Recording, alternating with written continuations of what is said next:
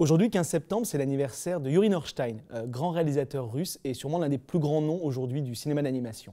C'est d'autant plus étonnant qu'il n'a finalement réalisé que très peu de films.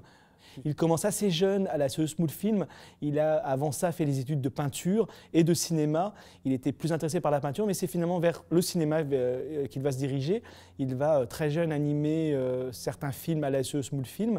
Il va co-réaliser 2 films, mais il est surtout connu pour, à partir de 1973 jusqu'en 1979, réaliser 4 films donc, dont 2 des plus importants films qui se retrouvent dans toutes les listes des top 10 mondiaux à chaque fois, à savoir Le Hérisson dans le brouillard, un film absolument magnifique, et le très étonnant et très poétique Conte des Contes.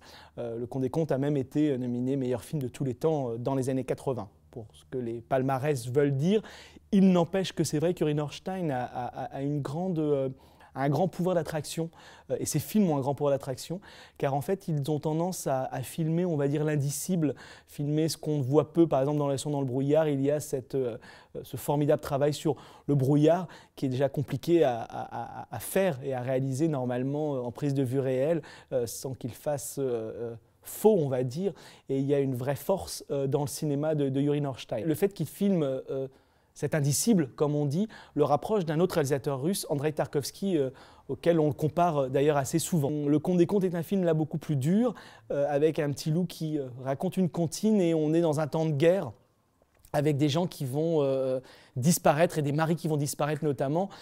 C'est voilà, un film d'une grande douceur et d'une grande noirceur, on va dire, ce qui en fait peut-être aussi sa particularité.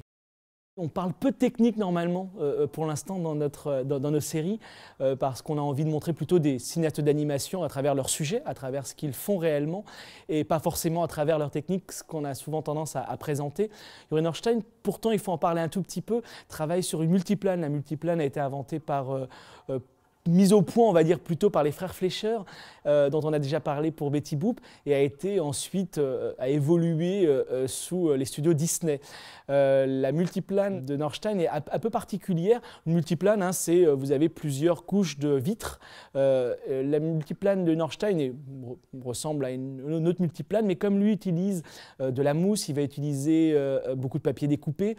Ça donne un relief qui est assez étonnant, notamment en travaillant aussi un petit peu des fois sur du vide, ou en travaillant sur des choses entre guillemets assez simples. Il va beaucoup mélanger les techniques.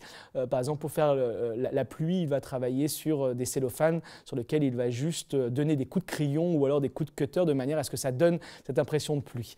Donc c'est quelque chose d'assez fort et qui finalement, presque beaucoup plus que le dessin, finalement, va nous toucher nous aussi dans le côté matériaux assez vivant finalement des films de Norstein. En 1980, il commence à tourner un long métrage.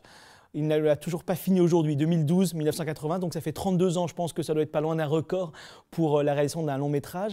C'est tiré du Manteau de Gogol, et il a commencé à le tourner, et sa manière de filmer est tellement méticuleuse, tellement particulière, que finalement peu de gens peuvent tourner, là où un long métrage, il peut être intéressant de tourner à plusieurs équipes, et là, il n'y a pas cette possibilité-là, elle est beaucoup plus difficile, et donc il tourne très très lentement, et malheureusement, 32 ans après, pour l'instant, seul un peu plus de 25 minutes, a priori, de films ont été réalisés pour un film qui devrait en faire à peu près 65, même si dans les 25 minutes qu'il montre pour l'instant, on a du mal à voir comment le Manteau de Gogol pourrait tenir en 65 minutes. Norstein est quelqu'un, comme je vous l'ai dit, très apprécié et sûrement l'un des plus grands noms aujourd'hui dans le monde de l'animation. Il est apprécié dans le monde entier et notamment plus particulièrement au Japon.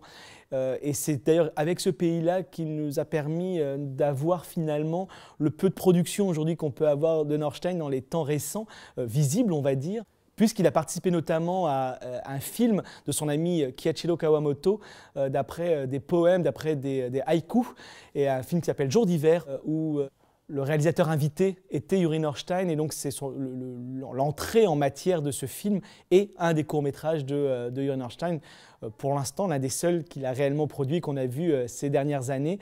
Il l'a fait notamment parce que c'est un grand amateur d'haïku et de basho, l'un des grands maîtres du haïku, et parce qu'il était très ami avec Kiichiro Kawamoto, grand maître de la marionnette, décédé maintenant, avec lequel il a beaucoup parlé et beaucoup sympathisé. Yuri Norstein est quelqu'un qui a sorti un livre récemment où il parle énormément de quelqu'un avec qui il n'est pas toujours d'accord, mais en tout cas qui l'a beaucoup marqué, et Sergei Mikhailovich Eisenstein, donc le grand réalisateur russe, et avec qui il a des affinités sur certaines choses et moins sur d'autres, et notamment là le fait d'écrire beaucoup, et il a sorti ce recueil malheureusement disponible uniquement pour l'instant en russe et je crois en tchèque, mais voilà, qui est assez difficile à trouver.